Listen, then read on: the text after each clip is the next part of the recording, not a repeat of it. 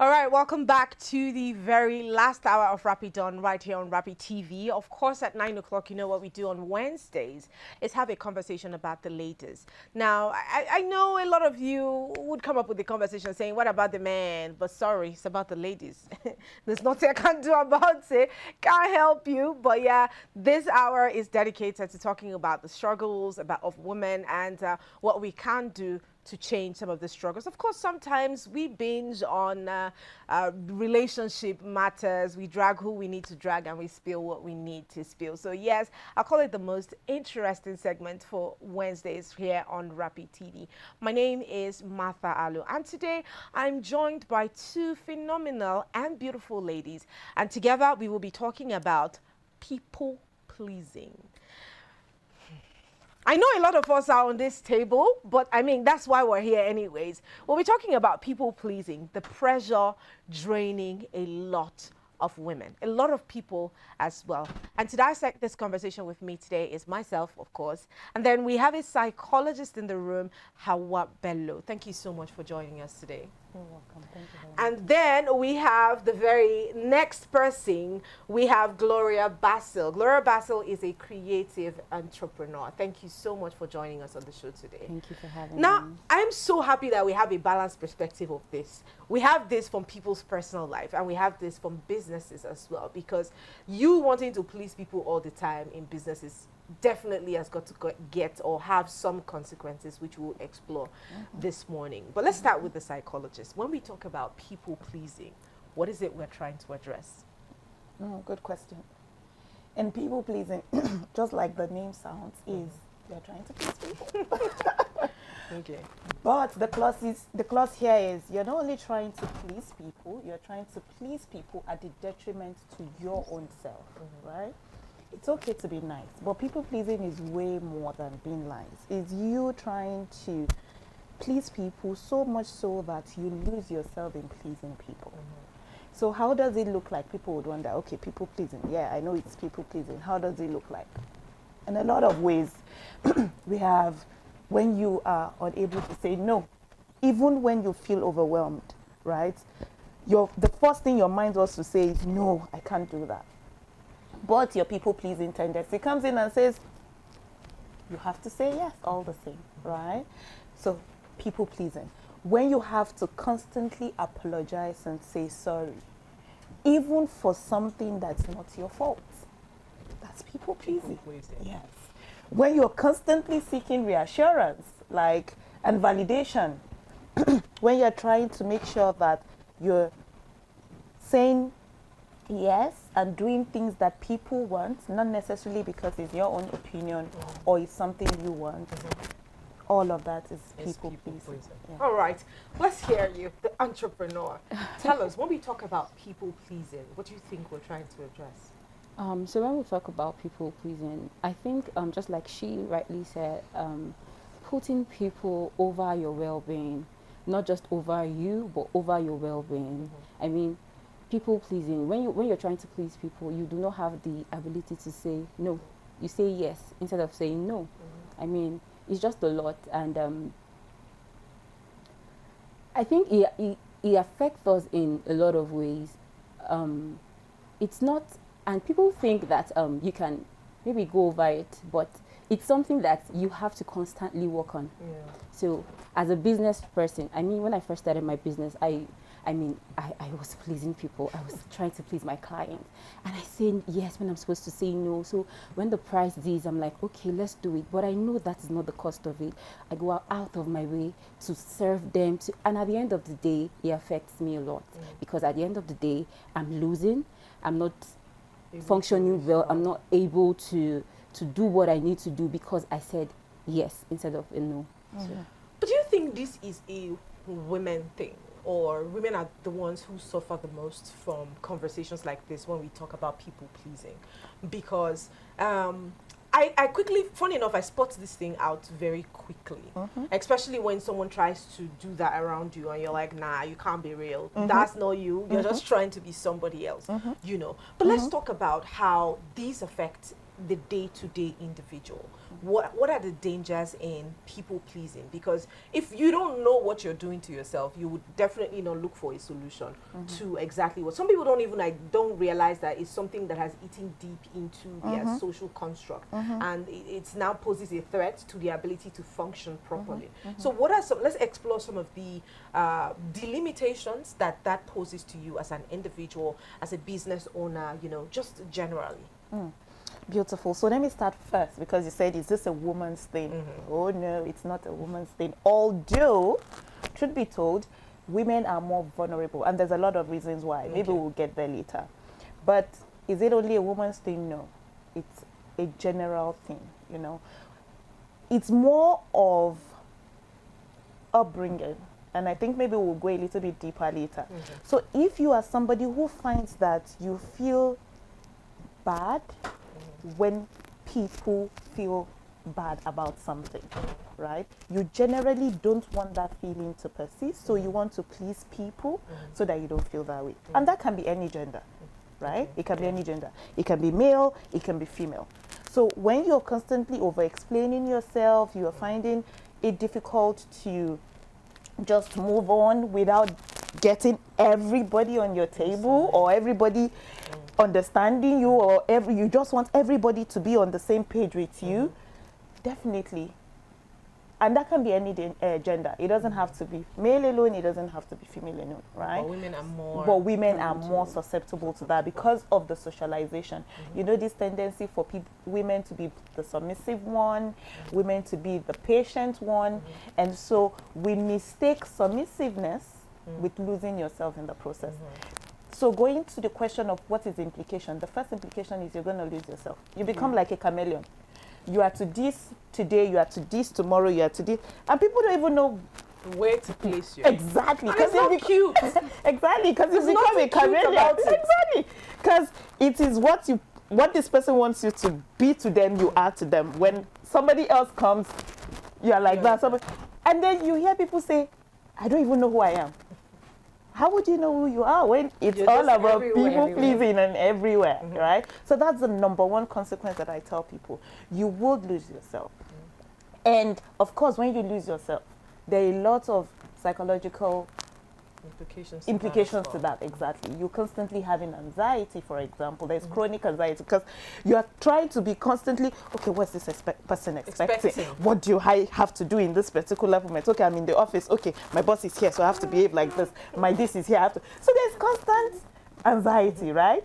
And then it's also likely to lead to depression because, hey, your nervous system is always on the high. There's always this, so there's depression, right? That is looking out for quite a number of people.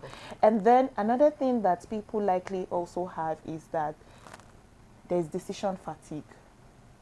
Making simple everyday decisions becomes a problem.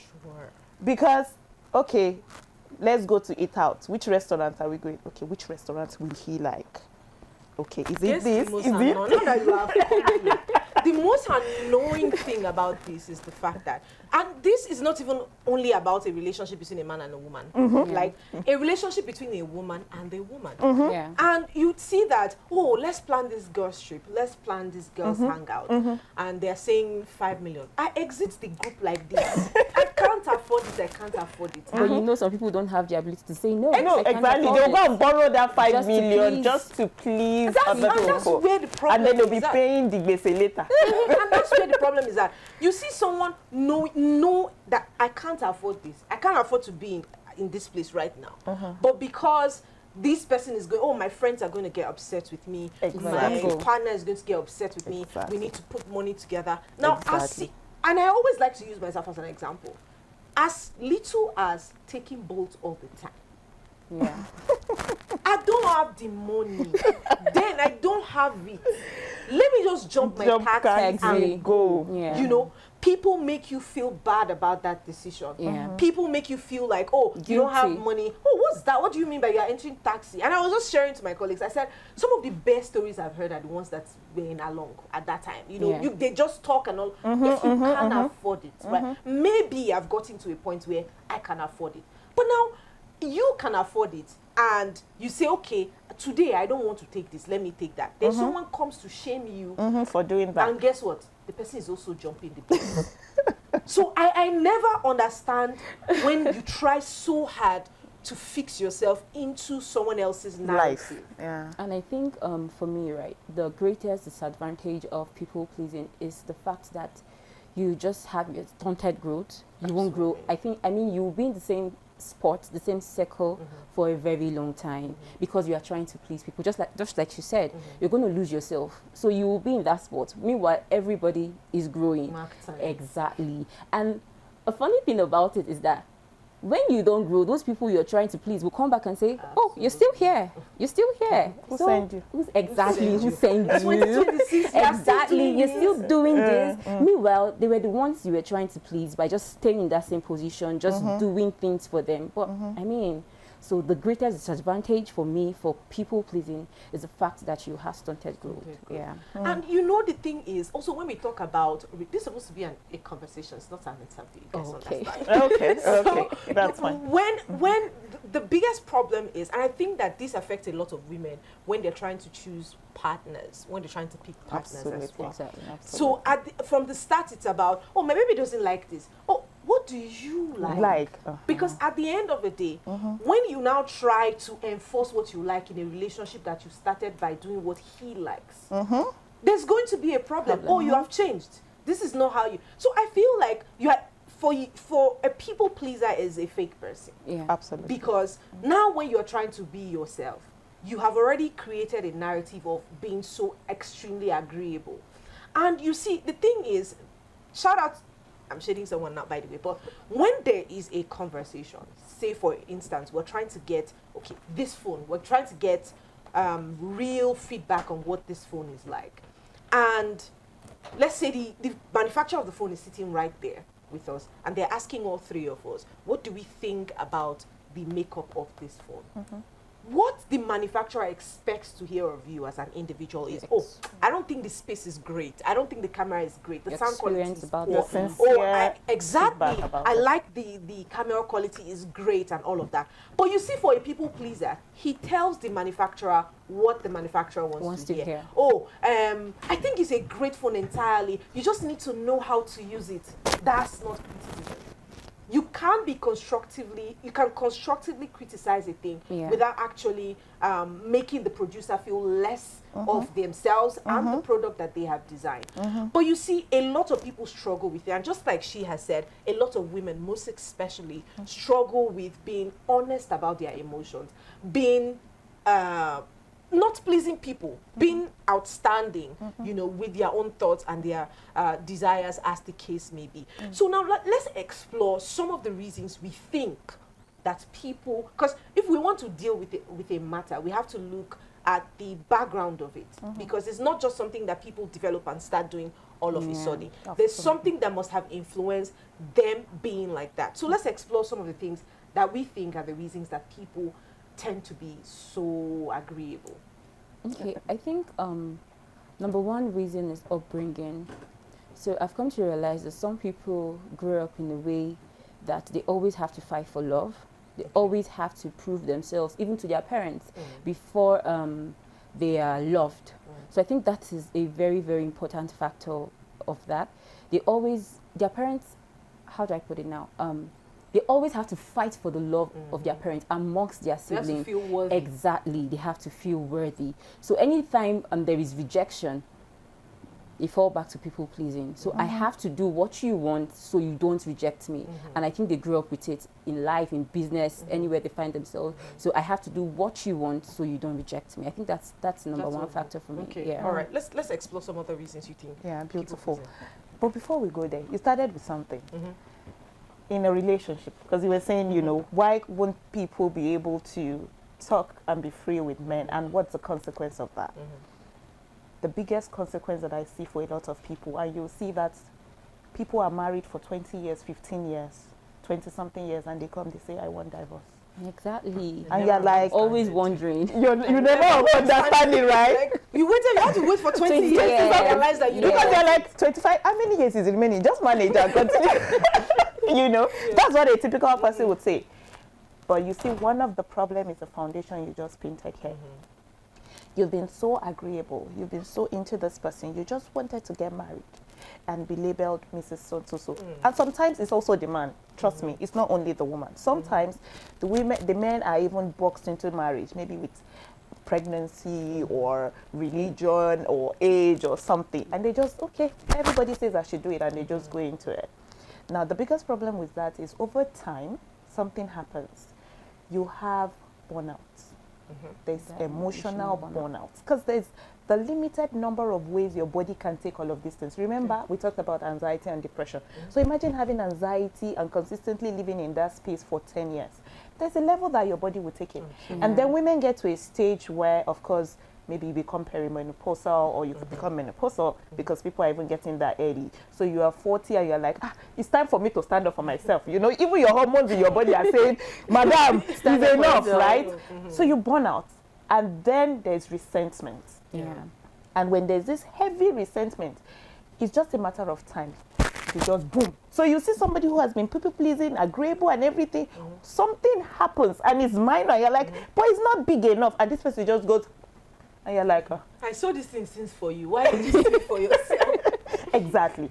So because there's emotional burnout and there's resentment. So that's something that is very, very important. And I like to tell women that it's just a matter of time. If you continue in this way, trust me, some people longer, some people shorter. 5 years, 10 years, 15 years, you would break down, you know. And let's look at some of the reasons why this happened. She said one very important one. You know, another one is the fact that, and again, is about childhood. When you have a caregiver who was not constantly present, or you were conditionally loved, meaning you were only loved when you did well. You were only loved when you were agreeable. You were only loved when I say yes, you say yes. I say no, you say no. I say jump. When we disagree, we fall out. Exactly. It's natural. It's conditioning. You now become to condition yourself to that. And that's where women are generally, naturally socialized to be nice, as against men that are socialized to be assertive. A man is crying. Why are you crying? Why can't you say what is in your mind? Don't cry. Talk. But a woman is crying. They will not tell her, say what is in your mind. They're like, you two, why didn't you just do what you said you should do? Or why didn't you just do, you know, be nice now, so that peace will reign. Exactly. God bless you. It's me that will reign. It's you that will reign. So that peace will reign. Just be nice. That's what a woman is told. So we are socialized from childhood to be naturally nice, while most men are socialized to be assertive, to be strong, to say their mind. So that's one on the line. Another thing is attachment wounds. We all have to attach to someone. You see, when a baby is given birth to, right? Your attachment figure naturally would be your mom. And then, of course, your dad. So every individual wants natural, not even wants, we crave, it's natural. We have to attach to somebody, because that's what teaches us love, care, understanding, and all of that. Now, when your attachment figure is not attaching to you in a way that is secure, so maybe for whatever reason, your mom or your dad, they are not present. They are dealing with their own demons. Anxiety too is coming, depression. Maybe they too were people pleasers. Again, it goes in generations. So you see, when I'm talking with people and I try to see their, you know, gynecological this thing, you see, their mom or their dad was a people pleaser. Their grandfather or their So because they too, they are in their own cocoon of problems. They don't even have time for the children, exactly, and be that attachment figure. So when those attachment wounds happen, the children, especially the girls, are quick to learn to look for survival strategies. And one of the survival strategies that women learn is people pleasing. Do you know that this, like what you have said now, has just like taking my mind back to a lot of things. And the truth is, some parents don't even realize that they're doing this. Of course. And I'll give you an example. Of course. Growing up, I wouldn't have called that people pleasing. You say, oh, your parents are so kind. Ah. You know, they will always split it for everybody to have it equally, you know. But if you flip the script, it's not the exact same thing that would happen to you. I can remember one time I got back from work. They made you know, they don't make pounded yam every day. And, you know, you love pounded yam and F4, you know. I was looking forward to eating this meal. I'm not even joking. And then I got back from work and I was just trying to, like, freshen up, come back and eat what I have been longing to eat the whole day. And then I met a guest, you know. The guest is on the dining eating the food I'm supposed to eat. I can imagine the shock. I almost lost it. I lost it. I'm like, no way. This cannot even be right. And our parents will serve them so well and give them extra. Guess what? Come and take money now. Go and buy. Sure, you want to eat noodles? I don't want to eat noodles. Yeah, what happened? I was waiting for this. This is what I wanted to eat the whole time, and you doing that. So they don't realize the this. impact. So if you're having this conversation with them now, they won't see it from a place of, oh, we're trying to please. What would they do for me? But these are translations of that in turn now influences how the child also makes a decision. I'm loving the angle this conversation is headed, but we have to go on a very quick break. When we get back, we'll keep up this conversation. Please stay with us. You're welcome. This is Rapid Broadcasting Network, RBN. We connect people, power stories, and amplify voices. On Rapid TV, we're rooted in culture and your window to the stories that matter. From news to lifestyle, we inform, entertain, and uplift. Join Rapid TV on StarTimes Channel 176, Nigecomsat. On Rapid FM, we speak your language from the soulful airwaves of Umuahia to the vibrant culture of Port Harcourt and beyond. More than broadcasters, we're creators, amplifying that voice within with powerful content across TV, radio, and digital. Join us at rbnradiotv.com and all our social media handles. One network, one voice. Rapid Broadcasting Network, RBN. The sound of your city, rooted in truth, driven by impact. Are you missing out on interviews, music, entertainment, thought-provoking discussions, and more? Don't sweat it, man. We've got you covered. No matter where you are, be part of the action 24/7, online and live. Cesar Radio. On Facebook, it's Rapid FM Umuahia. On Instagram, it's official Rapid FM. And on X, it is Rapid FM 965. Tune in to Rapid 96.5 FM or listen to us live on our website at www.rapidfm965.com or radiogarden.com. Better yet, get our mobile app from the Google Play Store. Catch the pulse of the Southeast on Rapid 96.5 FM, the sound Of your city. Hey, Oyanam, all Cesar Radio.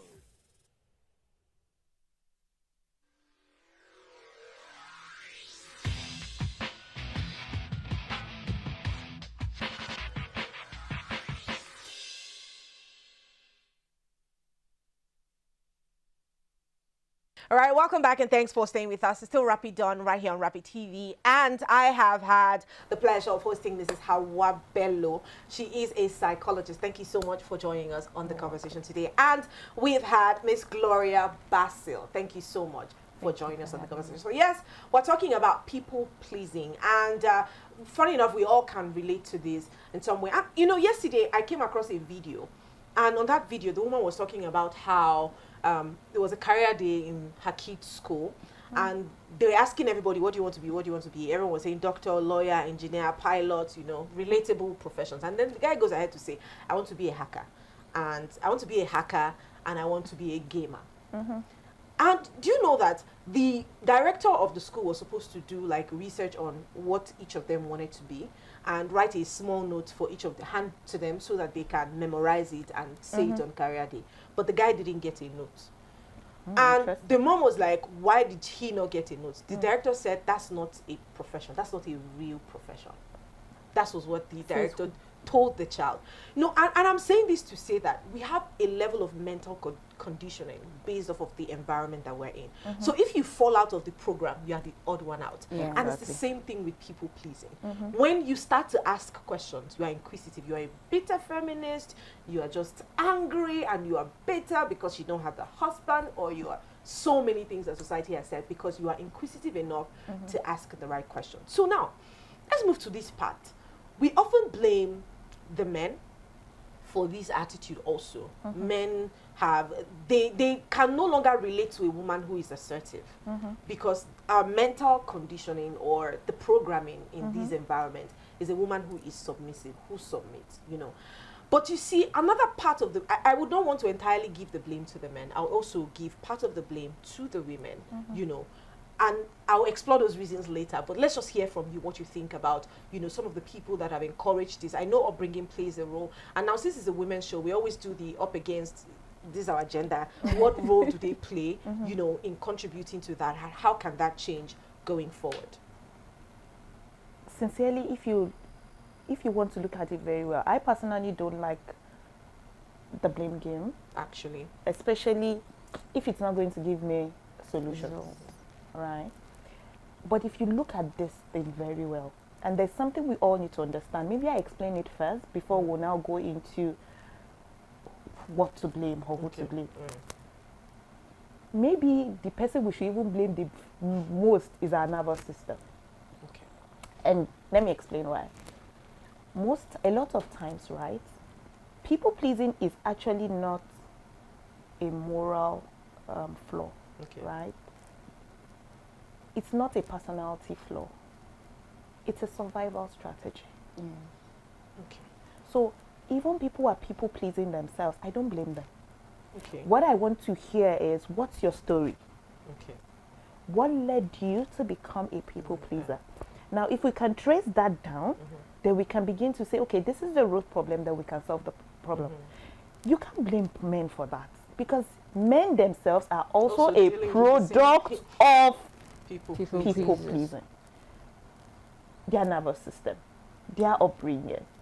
Now, you know the flight, fright, that's your, the response people have when they are in trouble, right? There's a fourth one that most people don't talk about, and that's the fun. So there's the flight, there's the freeze, right? Then there's the fight, and then there's the fun, the first one. That fun is when you try to please your perpetrator so that life will go on, there will be peace, and you maintain connection. For women, most times, even for men, that people pleasing is a survival strategy in terms of fun. Meaning, I'm trying to keep things at peace so that I can maintain connection. How long? That now is the fallout of the problem. Because how long do you want to do that? But you should also remember that it's your nervous system that just wants peace. Not you. Exactly. And if you can't control the nervous system, then you can't control the narrative. And that's a problem. And it's from growing up. And what kind of personality, again, are you? Are you this natural, introverted person? I just want everybody to leave me alone and I'm fine.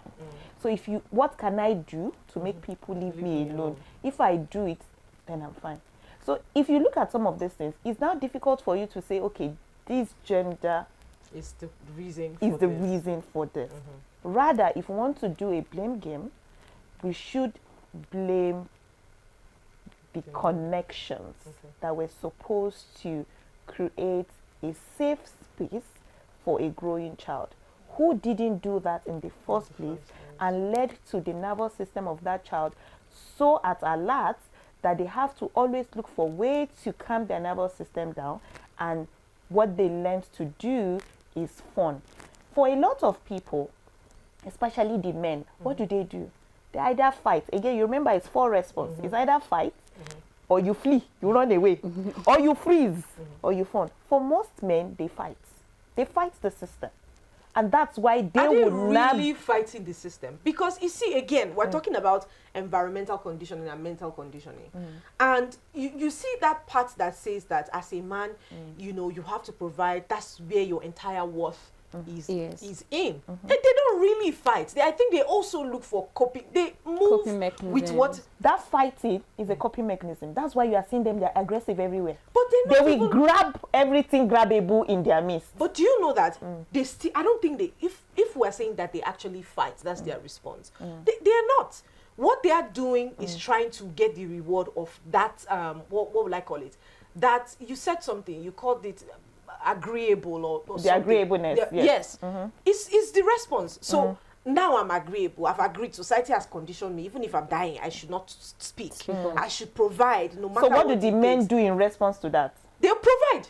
They'll do whatever it takes to provide. How do they now, what is the things they And do even if to they provide? okay, so even if they do whatever to provide now, you see why it always becomes a problem or why it always circles back to the woman is because I'm doing that, I need to get some sort of reward for doing that, which is your own silence, your own agreeability. You see, so that's why I said, who are we to blame? Because at the end of the day, you might fight, okay? You might cope or you might follow the narrative, but it circles back also to the person who you expect to reward you for being agreeable. Meanwhile, that person is not responsible for the reward that comes or the punishment that comes for. If for anything, is the punishment for your ability to not agree with other people. So that's why I'm asking, who is to blame at the end of the day? So I think Okay. first things first is for you as an individual to know what you want. Okay. So here, I'm not going to blame any Anybody. gender. Yeah. So if you know what you want, but the problem with we women is we know what we don't want, but we don't know what we want. Really? Yeah. You Do can you if you agree? ask a woman, what do you want? She will tell you everything she doesn't want, but she can't tell you what she wants exactly. So what do you, I always have a mentor. So when I go to her and say, oh, I think this, she says, what do you want? You're quiet. Exactly. I don't know what to say. So the question is, what do you want? Regardless of any gender, what do you as an individual want? I think that will help us Make make better decisions. Yeah, So it will make us make better decisions. So what do you as an individual, what do you want for yourself? What are you working towards? And I think that question will help you know those around you and know if you are truly pleasing people or not. When you ask yourself that question, you will truly know, okay, this is what I want, but this person doesn't want the same thing. So if I'm going out of my way to do this for this person, that means I'm pleasing the person. So, but we've already established that knowing what we want is also a problem. So how do you now get to the point where as a woman, you know what you want? This is the next part of the conversation we'll be exploring, because I might agree, to some extent, that we know what we don't want. Oh, I don't like this, don't do this anymore. I don't like, we're quick to respond when we see what we don't want. But when we see what we want, sometimes we even have cold feet approaching what exactly we want. So maybe the fundamentals would be, how do we know what we want? You see what you just said now? The fact that when we even see what we want, we get cold feet. Cycles back to that nervous system thing that I talked about. You see, a lot of times, I'm sure you've heard it, you say, I never want to marry somebody like my father. I never want to be like my mother. And you end up exactly like your mother. Or you marry exactly like your father. You know why? Because that abnormal has become normal for you and your nervous system. So when the so-called what you want, when the normal is made available to you, you go for it's not no, you don't go for it. It's not normal for your nervous system. Okay. Do you understand what I mean? So The it's a conflict normal, between exactly, the normal, that is a good man or a good woman or a caring somebody, is not is the normal. That's the ideal, right? The ideal. But it's not normal for your nervous system, because your own nervous system has always been in the chaotic environment. So the chaotic environment is what is normal for your nervous system, right? What you didn't want was your norm. You didn't want it because you knew the consequences of it growing up. So you have told yourself, I don't want. But your nervous system has come to see it as the normal. Bonds, like trauma bonds with what you don't want. Exactly. So you've bonded with it. Is it now normal for your body? When you now see a caring, loving, gentle, all of what you want, your body says, it's not a conscious, God bless you. Your body says, this is not normal. Yeah. It's pretending. How can a man be this good? It's your body telling And then you go that ahead and ruin it. Exactly. exactly. So you sabotage exactly what you said you want. So there are two layers. Knowing what you want is not the problem. A lot of people know what they want unconsciously. But what they want, if it came to them, they would not collect it. Because it is not normal for their It's system. looking like we will do part 2 of this conversation, because I mean there's so many layers that we need to look at. Because Absolutely. if we want to, I believe that if we want to fix society, there's so many parts that we need to unpack first. Yeah. Because this entire thing about mental conditioning and bonding with what you don't want is what keeps a lot of people where they are. So you hear someone say stuff like, I'm not supposed to be here, but how do I move from here to where I need to be? Exactly. When every And they will time, remain there for 10 years. exactly, when every time I identify what I want, there's always a pushback or a kickback approaching that thing that I want exactly. So it's deeper than just calling it people pleasing. You see it at in the workplace. It happens a lot. Somebody will go and sign something in their employments, their appointments. They go and sign it. Then 1 month, 2 months later, they realize this is not what I want. Then they don't have the audacity to go back And to change. renegotiate and say, oh, this is not what I say I wanted. Yeah. You know, so if I'm agreeing to it, it's because I want to. It's not because I find it difficult to approach you. Maybe I have seen other gains to it. That's why I've decided to stay. just remain here. But yes, if you're going to speak to a woman who is currently in this whole box of people pleasing, what would you say? Let me start with you. What would you say to such a woman? So the first thing I would say is you can't pour out of an empty container. So it has to be you first, regardless of anything. It has to be you first. You have to grow. You have to be intentional about yourself. You have to honor yourself enough to grow. Honor yourself enough. Enough, yeah. To grow out of people pleasing so that you can be able to pour into people, because you cannot pour out of an empty container. Yeah. Okay. Thank you. We're going to hold that one. What would you say, to anybody now, women and then anybody at the end of the day who is struggling with this entire thing of people pleasing? First thing first is insight. You have to get to a point where you realize that there's actually a problem. Because most times, most people are in denial of the gravity of their problem.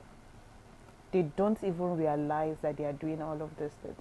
So the first thing is to acknowledge where you are right now. Because when you can acknowledge where you are right now, then you can move forward. But if you can't get to a point where you actually accept that this is my reality, okay, this is me, without defending a way why you are here. You're here. That's how I am. Exactly. I've been like that. To actually get to that point first where you say, okay, this is the problem. I know that this has gotten me here, but right now, this is where I am. Now, when you can get to that place, moving forward becomes easier. But first thing first is insight and to acknowledge this is your reality without judgment, without blame. Because, hey, like I tell people, most of these people did the best they knew At that time. at that time. You cannot capitalize on what you were handed. No. Exactly. So they did what they did, right? At the time you were younger, it wasn't your responsibility. But they've given it to you. Now you're an adult. It's now your responsibility to work on yourself. Nobody would take accountability for you as an adult as it were now, regardless of what has happened to you growing up. Now, it's your responsibility to take responsibility for yourself. You are the first responder, when it comes to solving problems relating to you. You are the first responder. People will always say, oh, someone is coming to save me. But in truth, before anybody saves you, you should have been able to considerably help yourself first. Should I shock you? If you are not ready to save yourself, Exactly. when the person comes to want to save They you, can't help They you. can't help you because you are not responsive. you are not ready. You have to make the first move before first someone move. else can help you. You are the first responder. Yes. And yes, this is where we're going to wrap it up. So yes, to everybody who is struggling with people pleasing, it's not the end of the world. First of all, you need to even acknowledge that you have a it is a problem. Is it not a problem? It's a challenge. And you need to fix that, because if you are able to fix that problem, the opportunities that will be available to you will be limitless. And let me tell you, especially when it comes to professional settings, a lot of us are of the delusion that when we people please, we will earn it. But I don't think anybody who is building a solid conglomerate will want to hand over his company to someone that is so agreeable. Sure. Everybody wants somebody that can critique something. Everybody wants someone that has a solid perspective to things. So in case you think this is doing you more good, it is actually doing you more harm than it is doing you good. Now, is being agreeable a good thing? Yes. But when it becomes at the detriment of your well-being, that's where the problem is at. And this is where we draw the curtain for today. Thank you so much to our guests who have been here to help us dissect every single one or aspect of this conversation this morning. Just to remind you, we are active across social media platforms, on Facebook, on Instagram, on TikTok, which is at Rapid TV. You can find us there and connect with all of our programs. On YouTube, it is at Official Rapid TV. We have a website, www.rbnradiotv.com, that allows you to connect with us from anywhere in the world. Thank you so much again for being a part of the program. My name is Martha Alu, and I will see you tomorrow.